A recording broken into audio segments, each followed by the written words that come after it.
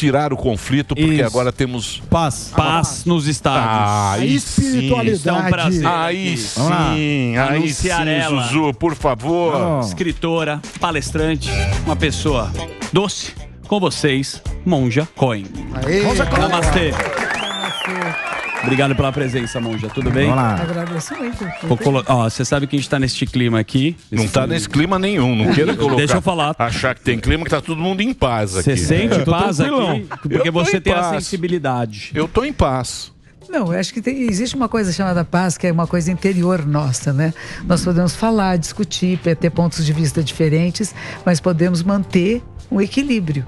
Quando a gente sai do equilíbrio, a gente sai da paz. Perfeitamente. E a gente tem saído muito do equilíbrio neste momento. Não Você deve ter sentido. Até um livro seu foi da pandemia, onde você fala sobre o contágio, sobre o ambiente. O bom contágio. Né?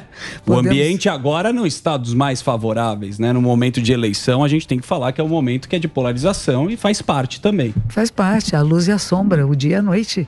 Nós precisamos de todos eles, não precisamos de um só. E essa é a maravilha de um sistema democrático, jogo de futebol. Não pode ter um time só. Temos times diferentes e podemos apreciar as boas jogadas. Isso. Perfeito. É isso aí. Monja, eu lembro que teve uma visita sua ao ex-presidente Lula, quando estava em Curitiba. Você tem alguma visão política? Ou você é a favor de uma pacificação maior? O que motivou? Não tem pacificação, amigo. Não tem. Nossa. Acabou de falar Tem do lado. equilíbrio. Tem Não, pacificação. O papo era equilíbrio. Nenhum lado.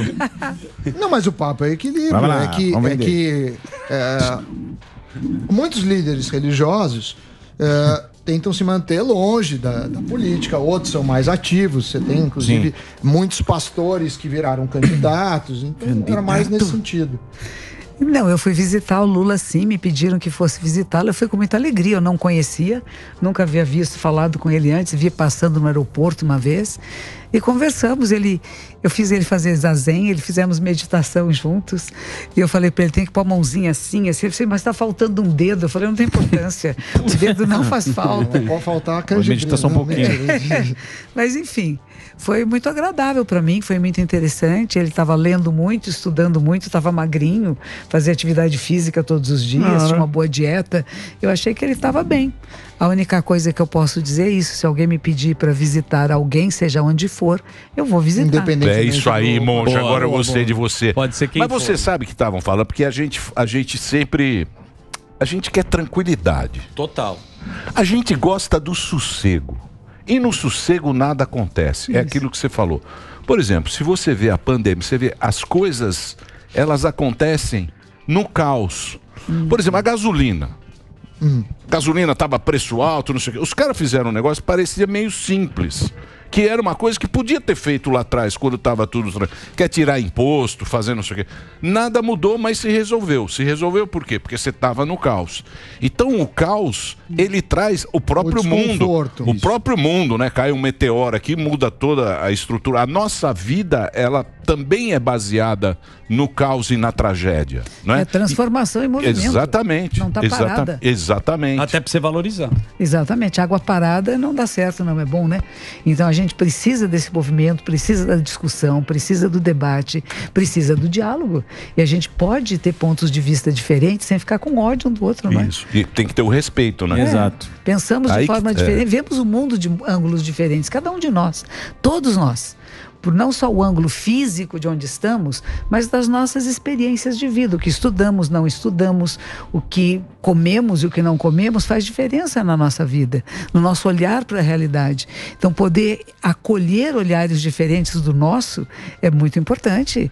E não precisa que eu preciso convencer o outro do meu ponto de vista. Temos pontos de vista diferentes. Que interessante. O que vai acontecer? Ainda é uma incógnita. Então, mas esse é que é o problema, né? Porque a gente quer que a gente quer ter a razão, que seja só a nossa verdade, seja... só o nosso ponto de vista que vale. Mas eu acho que é por causa de rede social. Não, é fragilidade humana. Veja só, eu criei um personagem para mim, cada um de nós cria o seu personagem. Vamos lá. E ele precisa ser autenticado todos os dias.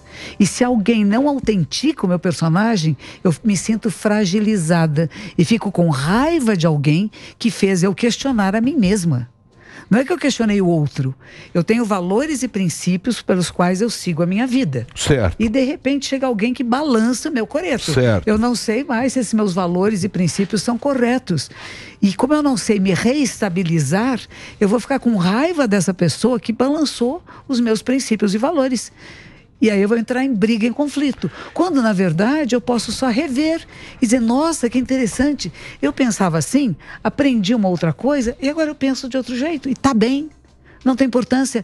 Eu, como ser humano, não fiquei desestabilizado, mas a ideia que eu tinha de mim mesma, aquilo que eu achava que era eu e que não era eu verdadeiro, mas era um dos aspectos da minha personalidade, ele ficou balançado. Tudo bem. Ou você reconstrói, ou você muda. E mudar é bom, porque a vida é movimento. Mais difícil mudar, né? Muito. Então, mas esse é que é o negócio, né? Esse é que é o problema, porque é o seguinte, se você pensar na vida, a pessoa que você mais gosta é de si mesmo. Sim. Por exemplo, Samidana, o amor próprio. o amor que você fala, porra, eu sou um cara... Você tem que ter top. amor próprio. eu sou um cara muito legal. Só que a vida inteira Você não pode você fica esperando a aprovação dos outros. Numa coisa que você gosta muito. Mas só tem que lembrar que todos são como você. E todos se amam muito. E todos querem ser amados como você quer ser amado. Como você quer ser reconhecido. E quando você percebe isso, que todos nós queremos ser amados e reconhecidos, você não tem mais a briga, porque você reconhece no outro aquilo que é seu. Eu quero ser amado, eu gosto de mim. Que é a fragilidade humana. Pois é, isso aí. Então, mas é difícil falar, eu sou um merda. Você olhar Eu sou pra humano. dentro. Mas é que Sou dói merda isso daí. Não, como mas todo mundo. Mas é o exercício, né? Mas percebo o lado luz e o lado sombra. Que história é essa? Eu percebo fragilidades também. E não é porque é frágil que não presta. Como é que eu fortaleço meus pontos mais frágeis? É só isso. Ou não. Ou assumo a minha fragilidade e vivo com isto. E vivo em harmonia com a minha fragilidade humana. Posso? Tá vendo? Tá vendo? Eu vejo ela. Vamos fazer um break. Que ela deu. Vamos fazer um break? O break pra ele. Break O pra break rede, só a gente pra... continua Que com o aula papo. que deu pra você. Posso fazer uma pergunta? Você que está muito vaidosinho. Tá muito vaidoso. Um break nossa, rápido. Escuta aí, ó. Deixa eu passar aqui o Instagram. Sempre o papo é bom com a Monja. Monja Coin tá aqui com a gente. O Instagram tá aí, ó. Põe o Instagram, por gentileza. Pode ser. Demora um pouco. Vamos lá. Demora muito. Demora a contar até 5. 4, 3, 2, 1, 3. Ó, não põe. Programa ao vivo é assim mesmo. Vai entrar no Google. Tá bom. Olha lá, o Monja Coin tá aí pra vocês. O Instagram dela, a gente vai fazer um break só pra rádio. Continua na TV esse papo muito bacana. Boa. Posso fazer uma pergunta? Vamos lá. Pois não. Superman. Vai lá, Superman. Monja, eu gostaria de saber a sua trajetória espiritual.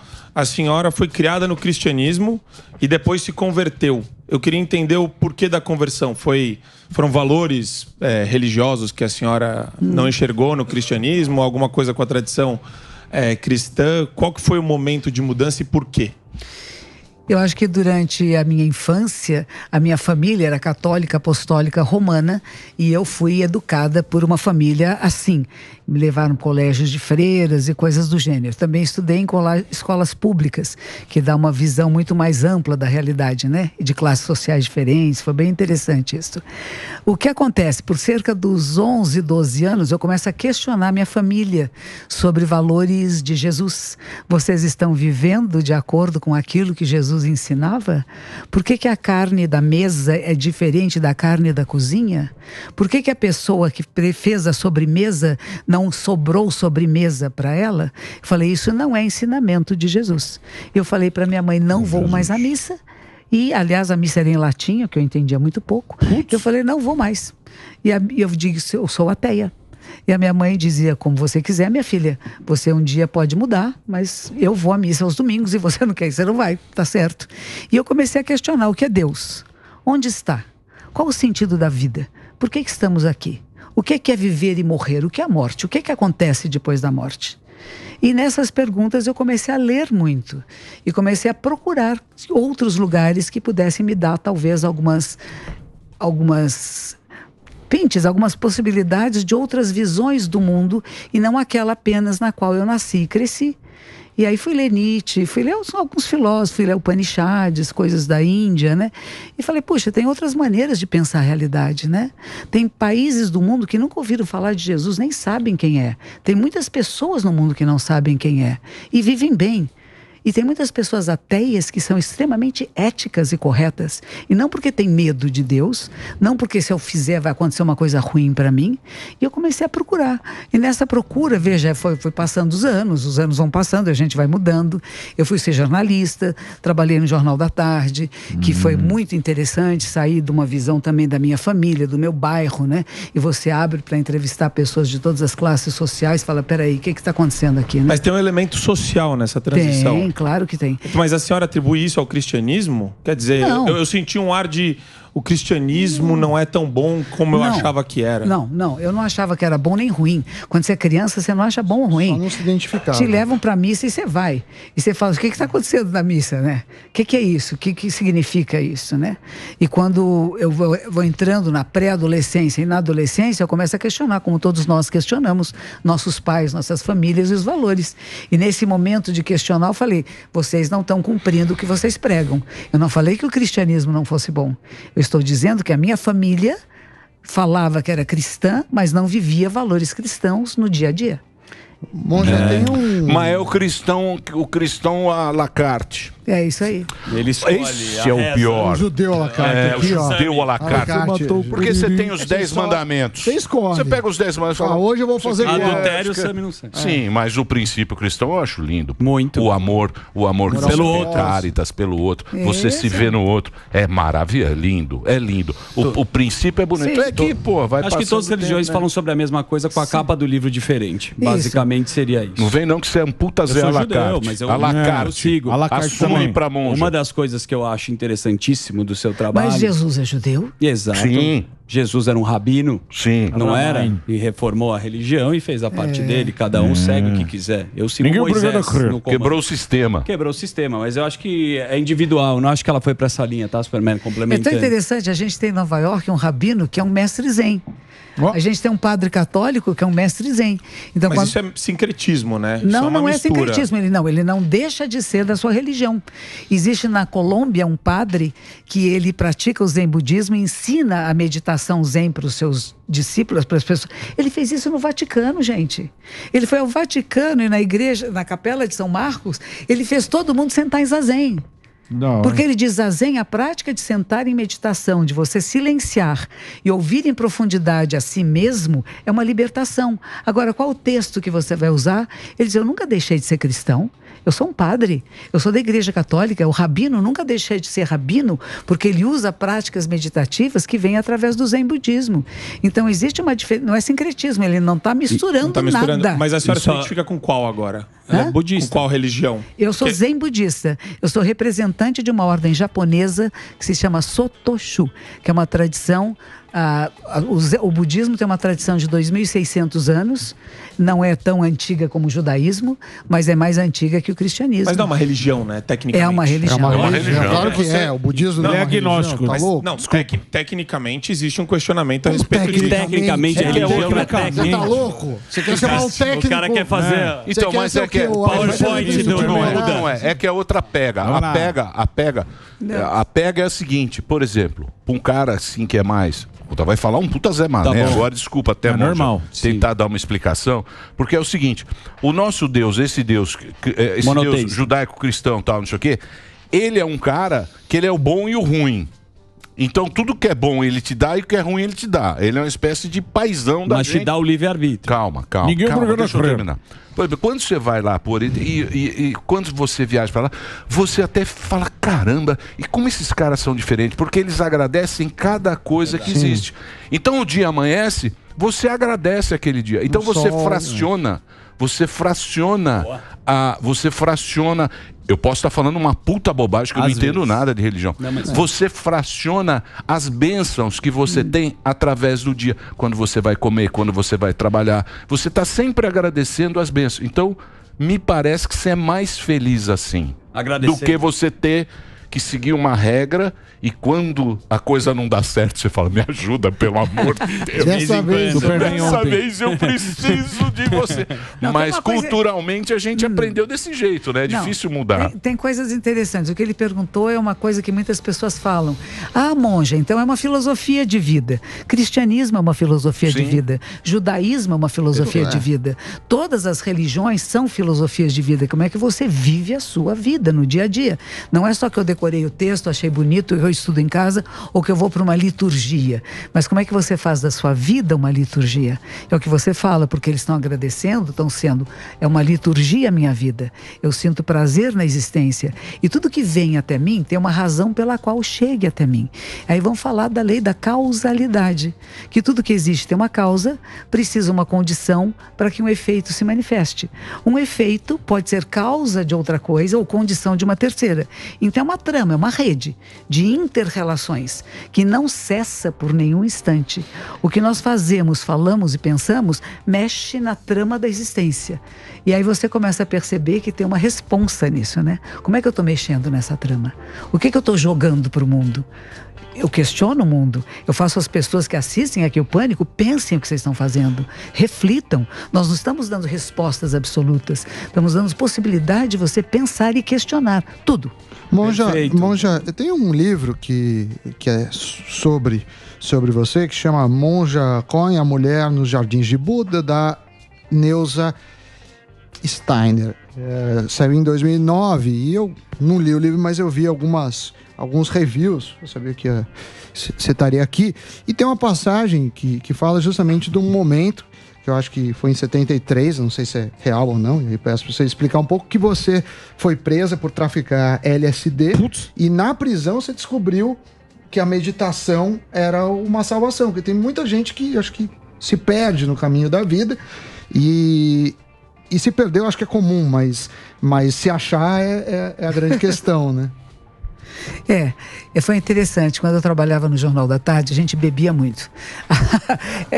Isso daqui bebe. Eu gosto. Isso daqui mais só uísque.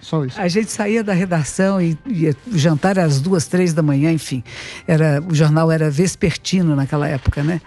E acho que todo esse contato com a dor, o sofrimento do mundo, embora a gente ache que não está sentindo nada, a gente sente, né?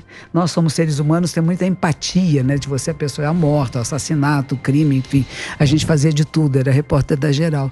E com isso, um dia um jovem que estava lá disse assim, monja, em vez de beber hoje à noite, você não quer experimentar um ácido? Eu falei, que história é essa? Vamos lá. Bora nós, vamos experimentar. Aliás, tem um documentário da Netflix sobre isso, a geração que experimentava LSD, isso é muito interessante. Pois é. Então eu fui lá, experimentei e falei, nossa, que história é essa? Que coisa estranha. No dia seguinte eu tinha que fazer uma matéria sobre um planador. Entrei no planador e falei, nossa, que maravilhoso. Que coisa diferente. Fiquei curiosa de saber como é que a mente humana funciona. O que é a mente humana? Eu lembro que uma hora eu fiquei penteando o cabelo, eu tinha cabelos, penteava de um lado só, falei, por que eu só pentei um lado do cabelo? O que está acontecendo comigo? Como é que um negocinho desses mexe na minha capacidade de percepção e compreensão da realidade? E fiquei muito interessada em saber mais. E eu queria saber mais e eu queria saber também onde é que está Deus. O que é Deus? Então, às vezes que eu tomei LSD, era para perguntar o que é Deus e onde está. E encontrei um personagem na Inglaterra e ele era líder de um grupo de pessoas e a gente tomava LSD juntos e um dia estávamos tomando e de repente a carinha dele começou a mudar, montes de espécies, não só a espécie humana, como se fosse toda a vida do planeta se refletia ali e de repente ficou tudo muito suave, tinha uma luz no teto, ele disse assim, isso é Deus e está falando com você. Eu falei, todo mundo com LSD. Era só nós dois esse dia.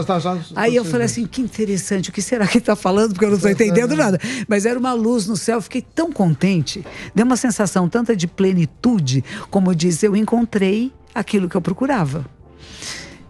E assim foi. E tinha um amigo desse personagem que ele queria muito vir ao Brasil, ele não tinha dinheiro. E ele resolveu que se ele comprasse LSD e vendesse, e vendesse na Suécia, porque a Suécia se matavam muito, e nós íamos acabar com o suicídio da Suécia. Vendendo LSD. Bateu. Não usem drogas. Não sei se LSD é tão essa droga como vocês falam. Sim. Hoje em dia está tendo uma pesquisa muito grande em todo o campo, porque ela acaba com o uso de drogas mais pesadas, ela pode acabar com o alcoolismo. E Timothy Leary, que era o pesquisador lá nos Estados Unidos na época que trouxe o LSD e que ele começou a dizer podem todos... Ele fez muita pesquisa. Era pesquisa de laboratório. Era pesquisa, era um método mas várias drogas começaram assim, ou para inibir a dor, ou para... Hoje me falaram... Tem uma discussão, cogumelo, microdose. Hoje me falaram que tem uma nova agora, que é LSD com cocaína, isso daí... chamada Pink, não sei das quantas. Isso vai provar. Que horror. Não, isso aí é muito pesado. Não, mas deixa ela terminar. Não, mas conta a história que é interessante. Aí você tava, né? A ideia foi para ir para a Suécia para tentar evitar o suicídio. Quando descemos do barco na Suécia, o menino falou assim: põe na sua bota para mim. Eu pus na minha bota, né? Aí quando cheguei lá, mandaram tirar a bota e tal. Eu tirei a bota, deram com LSD na minha bota e falaram: bom, por que você veio trazer? Eu falei: bom, porque eu acredito que LSD pode impedir pessoas de suicidarem. Nós estamos entrando em setembro, agora o mês que vem é o Setembro Amarelo, não é isso? Que é contra o suicídio. E eu sempre digo para as pessoas, não há nada pelo qual você matar ou morrer. E aí, bom, fiquei um tempo lá, que foi bem importante para mim, dar uma parada no que eu estava fazendo, dar uma avaliação no que eu estava fazendo, e comecei de manhã cedo a fazer o OM, que é o som do universo. E aquilo me fez um bem danado. E eu percebi que você não precisa de LSD, de haxixe, nem do santo daime, nem da ayahuasca. Existe uma coisa em nós, na nossa mente, que se nós oxigenarmos de forma adequada... A respiração consciente e a constância da sua procura, porque senão a procura não é encontro. Você acessa níveis mais profundos de consciência. Que é o canal da percepção. Que é a meditação, né? Inclusive as universidades americanas estão usando mindfulness. Eles falam que tudo, que é o que você estava falando, né? Mas que é difícil, né? É muito difícil. Que é a respiração. Tá ligado na respiração todas essas coisas. Eu não sei. São as nossas emoções. Quando a gente fica com raiva, o que acontece? A respiração é alta, é ofegante, não é mesmo? A alegria também. Não é? Fica assim, então, todas as nossas emoções estão ligadas com o processo respiratório.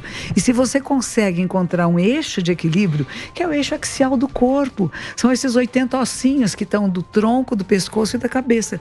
Você entra em equilíbrio. Você entra em equilíbrio físico e emocional.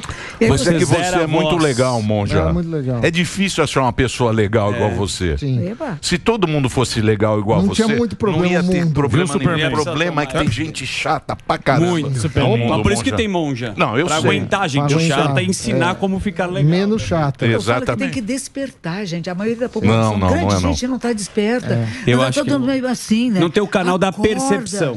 Acorda, vê o que é, como é, né? Reconhece o que é, como é. Porque muitas pessoas não veem. Então, estão meio assim, né?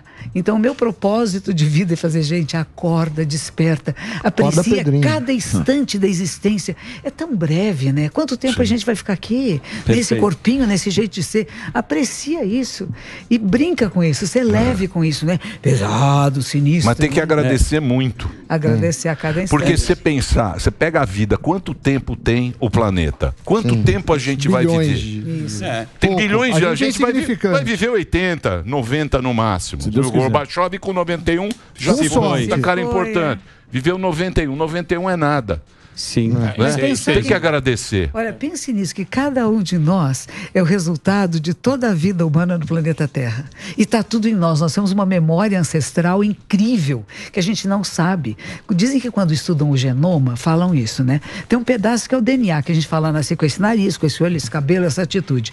Tem comportamentos hereditários que vêm junto, que a gente nem sabe. É louco isso, né? Mas não é só do pai, mãe, avô e avó, não. É lá de milhões de anos. anos. E todos unem a um ancestral só. Né? É louco isso. Temos um ancestral comum, né? E diz que era uma mulher africana, né? Maravilha. Viemos de um lugar. Ô, Monja, Bela puta, eu queria agradecer obrigado. muito.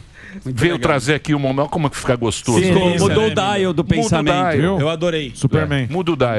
Eu Eu vou sei que passar precisa aqui. desabrotar. Tem o YouTube da Monja, que é Monja Coin. Para você que está acompanhando, o Instagram também é Monja Coin. Lá ela tem o canal dela. É muito bacana, tem milhões de seguidores e sempre ela vem aqui trazer, bater um papo com a gente, conversar com a gente. E muito obrigado mais uma vez, Monja. Obrigada a vocês. Vida longa, saudável, com muita tranquilidade para escolhas acertadas. É isso Obrigado, aí. Monja. Muito bem.